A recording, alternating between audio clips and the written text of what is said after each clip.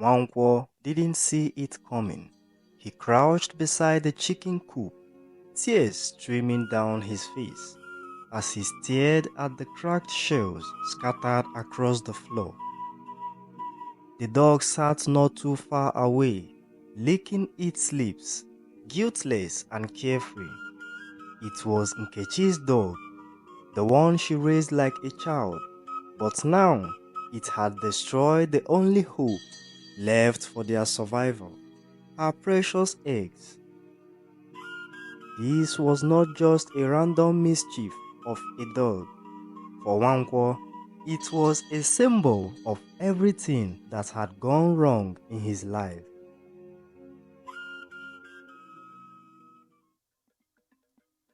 In the quiet Igbo village of Umoji, life was simple but harsh. Everyone knew each other's story, and their struggles were shared like the harmattan dust that settled on everything. Nkechi, a young woman with a heart bigger than her resources, lived alone in a small hut on the edge of the village.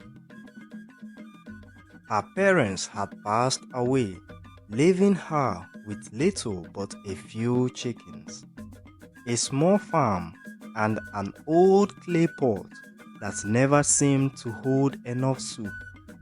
But Nkechi was known for her kindness.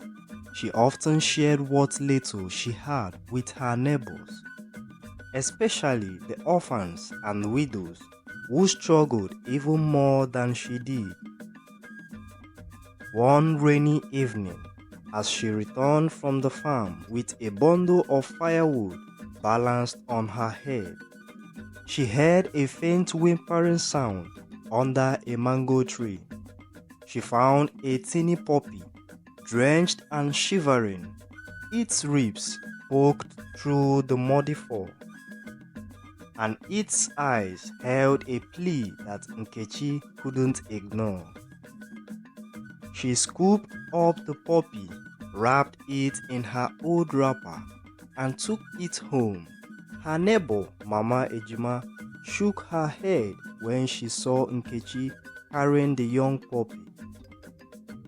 "Leave that dog alone," Mama Ejima said.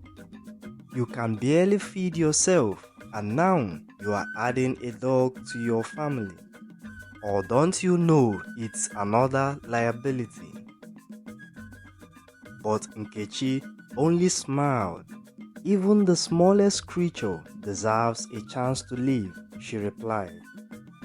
She named the dog Ezigbo, which means good one, hoping it would live up to its name.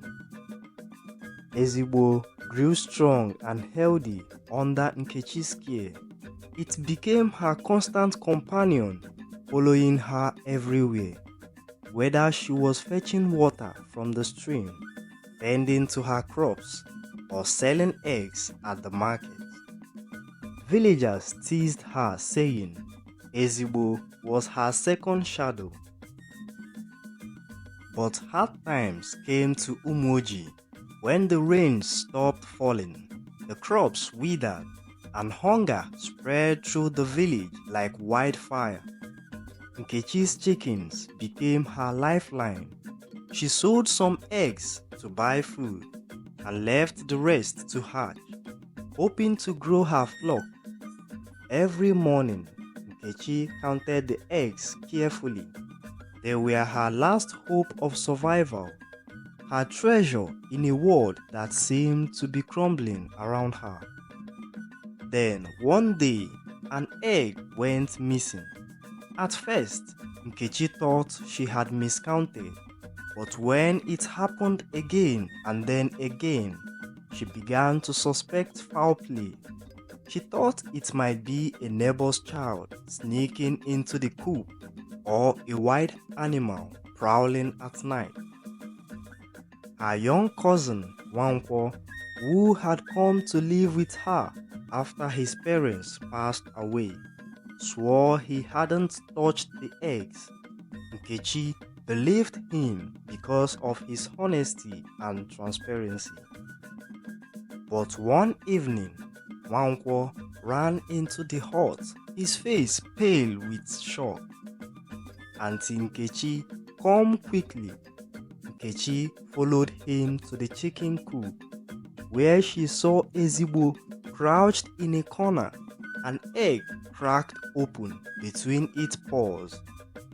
The dog licked the yolk greedily, oblivious to the devastation it had caused. Nkechi's heart was broken. Ezigbo, the dog she had saved, the dog she had fed when she had little for herself, and now it was stealing the very thing keeping her alive.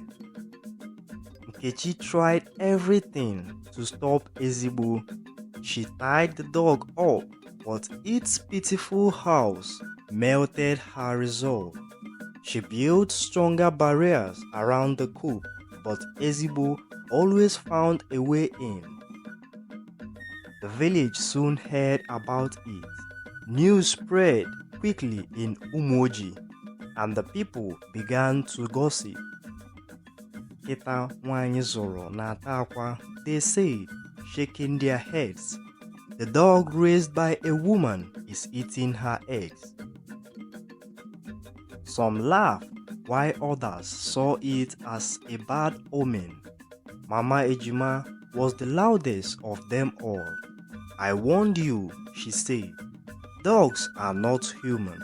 They will always return to their nature. Nkechi felt torn. She loved Ezigbo, but she couldn't ignore the damage it was causing. She began to wonder if Mama Ejima was right. One night, Nkechi made a decision. She would give Ezigbo away. She couldn't bear to lose her chickens, and with them, her last chance of survival. The next morning, she tied a rope around Ezigbo's neck and began walking toward the home of a wealthy hunter who lived in the neighboring village. The hunter had promised to take the dog and give it a good life. Ezigbo didn't resist, but its eyes held a sadness that made Nkechi's heart ache. As they walked, villagers watched in silence, some nodding in approval, others whispering behind her back.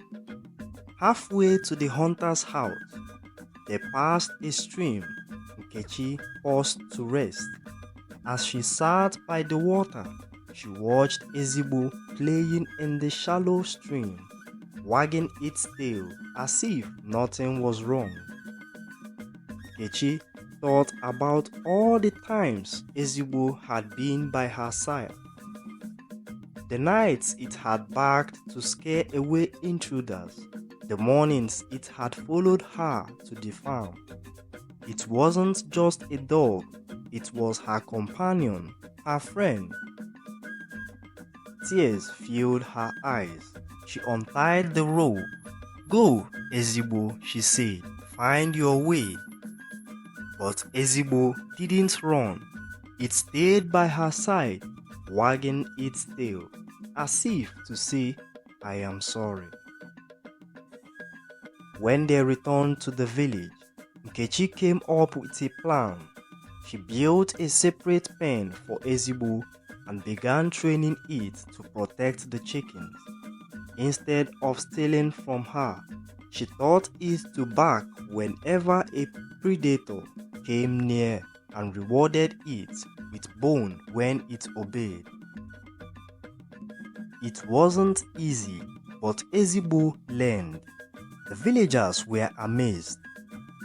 Soon, Ezigbo became known as the best guard dog in Umoji, and people from neighboring villages came to see the dog that had once been a thief but now a protector.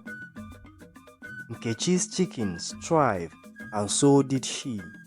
Her kindness, patience, and belief in second chances had turned betrayal into loyalty, and her bond with Ezigbo grew even stronger. The story of Nkechi and Ezigbo became a lesson for the whole village. It taught them that even when someone or something disappoints you, there is often a chance for redemption. It reminded them that love, patience, and understanding can turn even the worst situations around. And so, whenever someone in Umoji spoke of betrayal or ingratitude, they would say, "Remember Nkechi and her dog, Ezigbo." The moral of this story is, even a thief can learn to guard the treasures. Betrayal can come from those closest to us, but patience and understanding can lead to change. Do not give up on those who have wronged you. Sometimes they just need guidance to do better. Kindness, even when it seems foolish, can create bonds that overcome the worst of circumstances. And so, the tale of Nkechi and Ezigbo reminds us of the power of loyalty, the dangers of envy, and the lessons hidden in even the darkest moments. If you enjoyed this story and want to hear more unforgettable tales from our ancestors, be sure to return here for more. The next story might just be the one you will never forget. Goodbye for now.